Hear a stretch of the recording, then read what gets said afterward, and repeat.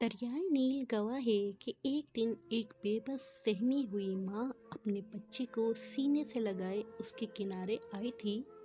اس کے ہاتھ میں ایک لکڑی کا پالنا تھا۔ اس نے بچے کو کپڑے میں لپیٹ کر اس دریا کے حوالے کرنا تھا، کیونکہ یہی اس بچے کی زندگی کا واحد آسرا تھا۔ اس ماں کی کیا کیفیت ہوگی؟ قرآن کریم میں ارشاد باری تعالیٰ ہے، اور ہم نے موسیٰ کی ماں کی طرف وحی بھیجی کہ اس کو دودھ پلاؤ، جب تم کو اس کے بارے میں کچھ خوف پیدا ہو تو اسے دریا میں ڈال دینا، اور نہ تو خوف کرنا اور نہ ہی رنج کرنا، ہم اس کو تمہارے پاس واپس پہنچا دیں گے اور پھر اسے پیغمبر بنا دیں گے۔ بندگی کی معراج تھی جو ایک ماں نے پھر حکم خداوندی پر اپنا بچہ نیل کی موجوں کے حوالے کر دیا۔ اللہ رب العزت نے پھر اسے اس گھر میں شہزادوں کی طرح پالا جس کے خوف سے اسے ماں نے دریا کے حوالے کیا۔ اسی ماں کی گود اسے محل میں دلائی، اور اس ماں جیسی ایک اور محبت کرنے والی ماں بھی دے دی۔ یقین اسی بندگی کا نام ہے۔ انسان بس کوشش کا ذمہ دار ہے۔ نتائج کا بوجھ اگر آپ کو بہت بے چین کرے گا، تب آپ ہر وقت ایک نامعلوم خوف اور بے چینی کا شکار رہیں گے۔ 2019 کے ایک سروے میں دنیا بھر میں 300 ملین سے زیادہ اینزائٹی کے مریض تھے جن کو پتہ نہیں تھا کہ وہ بیمار ہیں۔ ان کی تعداد اس سے کہیں زیادہ ہوگی۔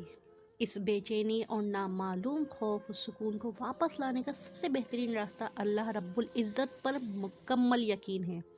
نتائج کے خوف پالنے سے بہتر ہے نتائج کو وقت کے دریا میں مکمل یقین سے ڈال دیا جائے۔ اگر آپ کی کوشش مقبول ہوئی تو اللہ رب العزت تو وہ قدرت ہے جو فرعون کے گھر میں موسیٰ علیہ السلام کی پرورش کر دیتا ہے۔ وہ تو دنیا کے سب سے ظالم شخص کے سامنے سب سے غریب بندے پر نیکی سے پیش آ سکتا ہے۔ وہ دنیا بھر کے سارے خزانے سامنے رکھ کر بھی وہ اس شخص کو اس کے ان خزانوں کے استعمال کے بغیر مار سکتا ہے۔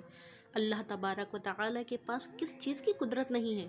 یہ ساری کہانی کا مقصد صرف ایک ہی ہے کہ تم محنت کرو اور محنت کرو، بس محنت کرو، اور اس کے بعد اس کے نتیجے کو اللہ تبارک و تعالیٰ کی ذات پر چھوڑ دو۔ اور اگر تم اللہ پر توکل کرنے والے ہو تو یقین ماننا تمہاری محنت سے زیادہ پھل تمہیں ملے گا، کیونکہ اللہ کسی کو بھی اس کی محنت سے کم اجر نہیں دیتا بلکہ زیادہ اجر دیتا ہے۔ اور تمہاری محنت میں تمہاری دل لگی اور تمہاری ڈیڈیکشن کا شامل ہونا بہت ضروری ہے۔ اللہ تبارک و تعالیٰ سے دعا کرتے ہیں کہ میرے پاک پروردگار عالم، تو پاکستان پر رحم فرما، تو پاکستان کے تمام مسلمانوں پر رحم فرما، ہماری ذات پر رحم فرما، اور تمام دیکھنے والوں کی ذات پر رحم فرما۔ آمین یا رب العالمین۔